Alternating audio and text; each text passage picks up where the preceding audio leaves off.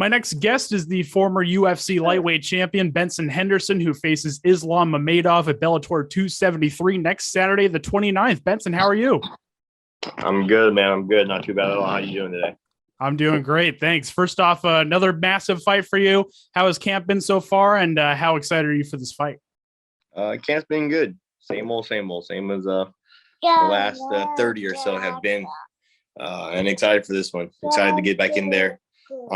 I was just talking to the last reporter, journalist, on a 3-fight loss in a row. So that's always good job. Always excited to get back in there and get that bad taste out of your mouth. Absolutely. Well, let's talk a little bit about the matchup itself. Mamedov is a very crafty fighter, especially on the ground. What are your thoughts on his skill set? I think he's very good at what he does. I think he's very, very good at what he does. He is so good at what he does. He can be a little bit one-dimensional in what he does, but that's how good he is. You know, he's going to get the fight to the ground, try and get the fight to the ground, and then stay there as much as possible. Absolutely. Who's going to be cornering you for this fight? The same guys as my last fight, Mr. David the Bulldog Machad, Yatzin Meza, and my head coach, John Crouch, the John Crouch. Awesome. Very cool. You and your wife, Maria, trained down at MMA Lab in Glendale. What is it like down there at that gym, and what's the energy like ahead of this fight? It's the same energy as always. We always have big fights. We always have guys getting ready for big stuff coming up. Jared Cannonier is getting ready for Brunson coming up pretty soon. We have Kyler Phillips getting ready, Mario Bautista, Battleborn getting ready. We have some younger guys getting ready. Our younger guys, man. Our younger guys. We got some hardworking cats that are 22, 23, who just bust their butts and who are always every day trying to freaking show up Cannonier, show up myself, show up all the old guys, all the old veterans and get us, So the room is a good mix of healthy veterans who've been around, Jakar Close, Courtney Casey, and them youngsters, man. Them youngsters, you're gonna see the next year and a half, you're gonna see some big names coming out of the lab, some young guys coming out making big names for themselves. Absolutely. And your wife Maria had her Bellator debut just a few months ago. You guys have 4 kids. How are you two able to balance out training with parenting and everything that comes with it?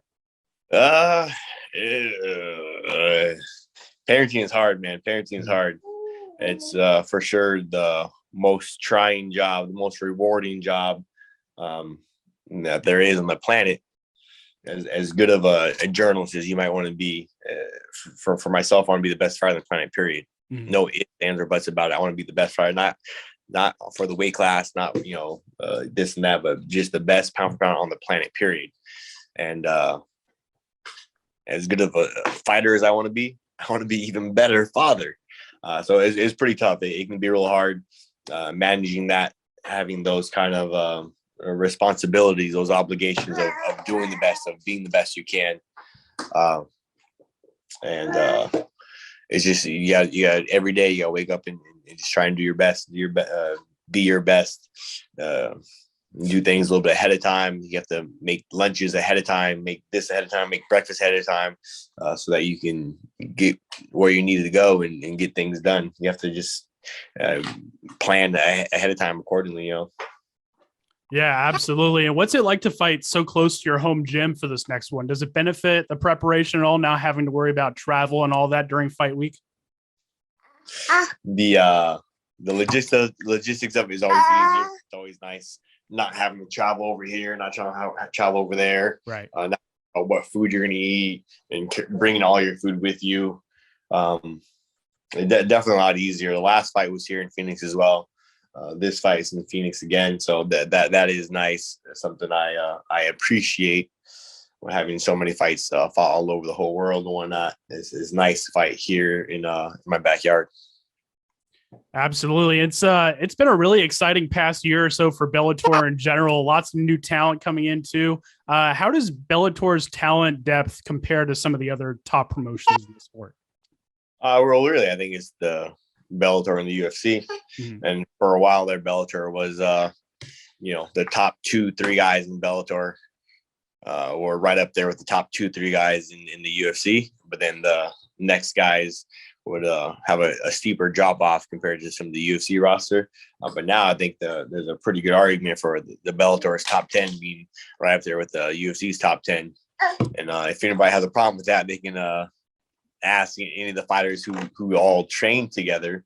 People don't realize, like, us fighters, we know we have there's no animosity, there's no discrepancy, there's no issue at all with fighters. We know. We trained with, I was in the WC. I trained with all the UFC top guys, on the planet. I trained with the top guys, trained with the 6-7 other UFC 155 pounders. I knew how I stacked up against them. So people back then comparing WC to the UFC, and like, what are you guys talking about? Like, I train with these guys. I know how I do against them. Right. Same thing. Bellator fighters and UFC fighters. We're training partners. We train together, guys. The fans, the casual fans who don't know any better, like, these guys we're training partners. We train together, so we know how we stack up. And good job, yeah. And so for us, we understand, like, the top 10 for Bellator, the top 10 for UFC, just about equal. We all train together. Us fighters, we all know. Yeah, absolutely. I want to ask about one of your teammates real quick. Sean O'Malley is a guy that's been getting a lot of buzz. What are your thoughts on his development and potential in the UFC? I think he's really good. I think he's really tough. I think it's all about how hard you work. I think he works his butt off. He works hard. And in the long run, that's gonna show out. Absolutely. Last question for me. What's the key to getting your hand raised next weekend? The key to getting my hand raised for next weekend is going to be make sure that I'm able to